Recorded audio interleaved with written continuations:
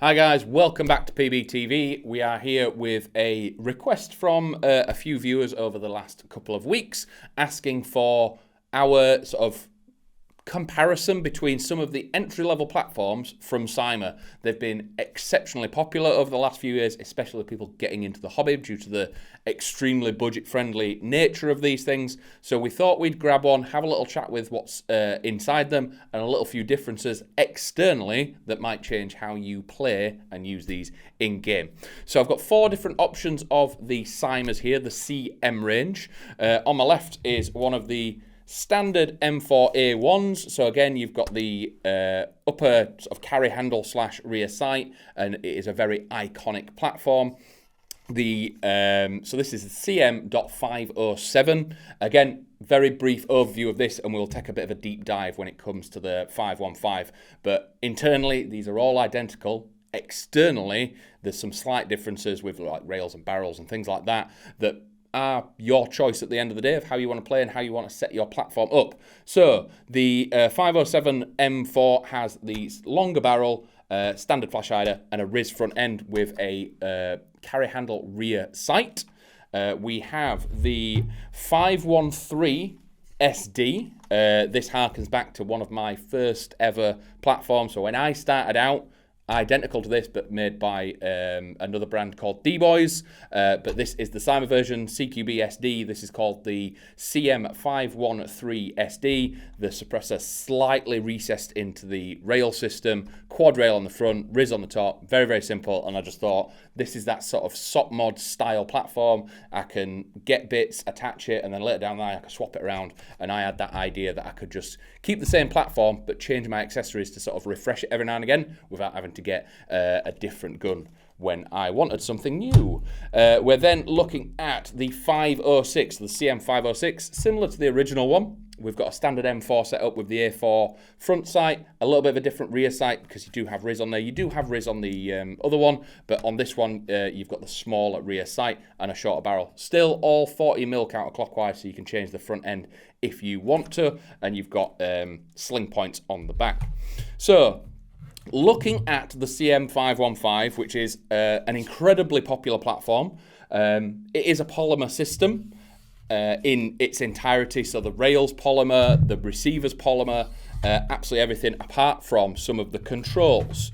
So I'll start at the front and work my way back. But again, internally, all these different platforms are identical, but it's an external choice of how you want to set them up. But I thought this one looked really, really cool and was the most different to have a bit more of a look at. So as always, we do have a birdcage style flash hider on the front that hides a 40mm counterclockwise thread. So one of the things that a lot of people do when they're starting out is they grab themselves a tracer unit, throw it on the front, and this is again a standard platform that you can do that with. So if you are wanting a tracer unit or a device on the front, you can do that. You do have the slightly longer barrel, so you do have a slightly longer inner barrel compared to like the SD version. Underneath the inner barrel, you do have a 6.03mm tight bore barrel as well. So these are extremely budget friendly and have a few, there's no MOSFET or anything in this, but they've got a few of the standard features that I think are just inherent across the board that are almost a must. A tight bore barrel is one of them. What that does, it helps increase your FPS slightly, keeps your accuracy tight without having to increase spring power or spring load on the gearbox. So you're increasing your power without straining anything inside. Another feature that we have here, if we have a closer look when I pull the board back, we do have a rotary style hop. You might be able to see it just move slightly there. You can do it with your fingernail and just adjust that up and down, allowing you to hop various different weights of BBs. As an entry-level platform, 0.2s, 0.25s, totally fine. We have had a little shoot with this, and we will go over that shortly, and we'll show what this thing is capable of with something slightly different. So coming back for that, we do have the polymer rail system. It is key mod, so you can attach anything. You can see a rail at the front right here, on the left and at the bottom. These are pre-installed in the box, but they are not fixed in place. There are, if you look closely here, there's little Allen key heads there, and they're on the same at the bottom. You can unscrew these, slide them backward, lift this bit of rail off, and then you can choose 2 different slots along the line here and attach that bit of rail to any of these key mod sections. You can even do it on the angles, I believe. Let me have a check. No, you can't. So these key mod sections will only fit on the side sections. The ones at the angle here are for sure the way that the machine has cut them. They're just sort of mock key mod sections because they're not machined vertically, they're machined horizontally, so your key mod sections won't fit into these bits, just the 3, 6 and 9 o'clock positions. The receiver itself, again, polymer, keeping it lightweight. This thing is under 2 kilos. I think it's about 1.8, this one in particular. And it just means it's a bit more versatile, especially for younger players, and you're not wanting to run around for 4, 5, 6 hours with 2.5, 3 kilo platform. And again, you're going to add optics to this, so it is going to increase in weight. So the base platform being quite light is very, very important. Control-wise, we are slightly right-handed dominant, so we do have a selector, as you can see here on the left-hand side. So it goes from safe to semi, all the way around to full auto, and then back to safe. When it is in safe, it locks the trigger out. In semi, it will do a full trigger pull. There's no MOSFET in this, so it is what it is out the box. So you do have a set functionality with it. Mag release on the right-hand side here, pressing that reveals a 300 round high cap magazine. Again, some people are a bit funny about high caps with rattle or anything, but if you're starting out, you can put 300 BBs in this. You don't have to factor in getting extra mags or speed loaders or anything like that. Throw BBs in this, wind it up, and you're good to go. You've got the equivalent of 3 mags. People running mid-caps, you've got 3 in 1 in this. So you throw that in, keep winding it at the bottom. You can see the little winding wheel there. Doing that primes BBs up into the hop chamber, and it allows it to keep shooting. After a while, you'll realise that your platform has stopped shooting, but there's still BBs in here. Give it another little wind, prime some more, and keep going. After a while, you'll find that the more you wind, you'll keep winding and no BBs will come out, but it still sounds like there's BBs in here.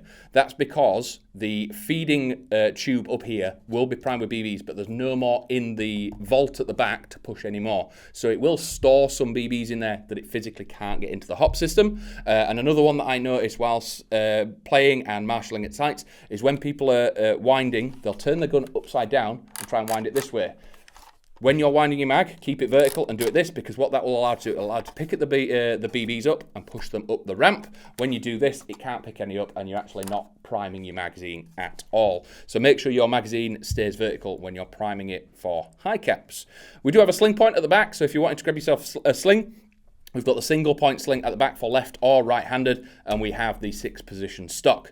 For fitting batteries to the CYMA, you do not have to take the stock off. You can pinch the 2 little bits of plastic here and the back of the buttstock comes off. You will find a Tamiya connector, and if you get the correct size battery, they can fit inside either of the compartments in the crane stock. Fit that in there, reattach your buttstock plate, and you're good to go, and then you can adjust your battery as you see fit. So you can either fit a single stick battery in one side, or if you get yourself a nunchuck, you can fit it in both sides. So we'll recommend a 7.4 LiPo or a 9.6 NIM or anything like that. So if you've got a NIM, you've got the nunchuck and the space to fit it. If you've got a 7.4 LiPo, it'll be nice and compact and just fit it in one side. I have known people grab themselves 2 7.4 LiPos, have one in one side, one in the other, so they can attach a battery halfway through the game. They notice their gun slowing, take it off, reconnect the other side and put it back on. So the other side of your stock is just storing one of your batteries for you. So, as you can see, it is a very versatile platform. We have been outdoors and done a little bit of a shoot with this. So, what we'll do is we'll take a little trip to our range outdoors, and I'm going to show you what this is capable of with the hop set and 0.28 BBs, and just showing that this thing is still capable of running and gunning with the big dogs out there. So let's go have a look at the range outdoors.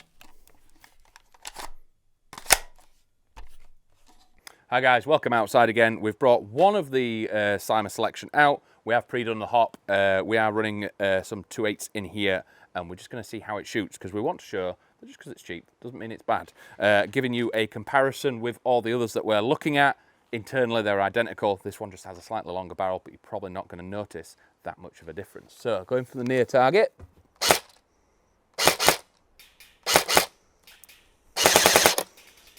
And the far target.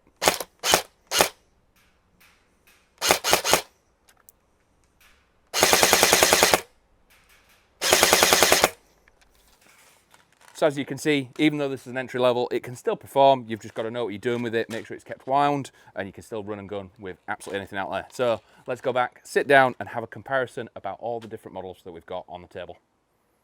So guys, as you can see there, this is an entry-level platform. It is extremely budget-friendly, but you can see how them BBs were flying. They were hitting the targets with relative comfort, and we were running this on a higher than recommended BB weight, just to show you that it is possible. If you're playing solely outdoors, you can get that little bit more sort of precision and consistency out of it once that hop set, especially with the tight bore barrel and the rotary hop now. But if you're playing indoors or you wanting to just be just run and gun as quick and as fast as possible, 0.2s and 2.5s are perfectly fine to run in this. So I hope that's been a lot of information for you. We've covered a couple of different platforms here. Internally, like what we're saying, all these are the same. So if you're looking for the SD platform, if you're looking for a bog standard sort of M4A1 that you wanted to build a SOP mod and build from the ground up and do something yourself, that is an option. These are all identical internally, so they'll perform the same. The only slight difference with this is it has a slightly longer barrel, so this is throwing out about 330 FPS, so there may be a 5 FPS difference between the other ones. But very impressed with them for how friendly they are on the wallet. But if that has been informative to you, thank you very much for watching. And we will catch you in a later episode of PBTV coming very soon. In a bit. Bye.